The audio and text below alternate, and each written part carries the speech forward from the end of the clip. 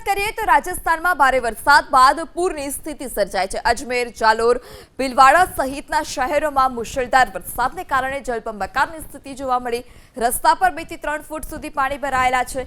પાણીના ધસમસતા પ્રવાહમાં કેટલાક વાહનો તણાવવા લાગ્યા। ભારે વરસાદને કારણે અજમેરમાં દિવાલ ધરાશાયી થતા એક વ્યક્તિનું મોત નીપજ્યું છે।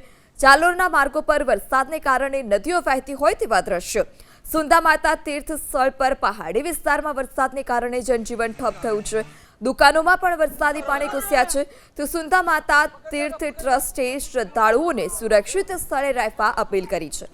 અને આવી જ સ્થિતિ છે ભીલવાડાની પણ કે જ્યાં નદીઓ બે કાંઠે વહી રહી છે, જેને કારણે રસ્તાઓ બંધ કરવાની ફરજ પડી। કોઝવે પર પાણીનો ધસમસતો પ્રવાહ વહેતો હતો અને તે જ દરમિયાન એક વૃદ્ધે રસ્તો પસાર કરવાની કોશિશ કરી।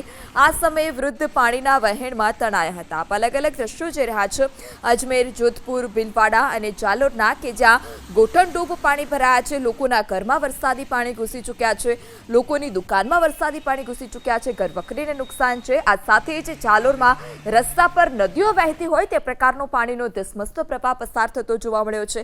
અજમેરમાં પણ તે જ પ્રકારના દ્રશ્યો છે। આ સાથે જ અનેક વાહનો હતા તે પણ આ પાણીના તેજ પ્રવાહમાં તણાયા હતા। આગળ વાત કરીએ તો અરવલ્લીના ભિલોડા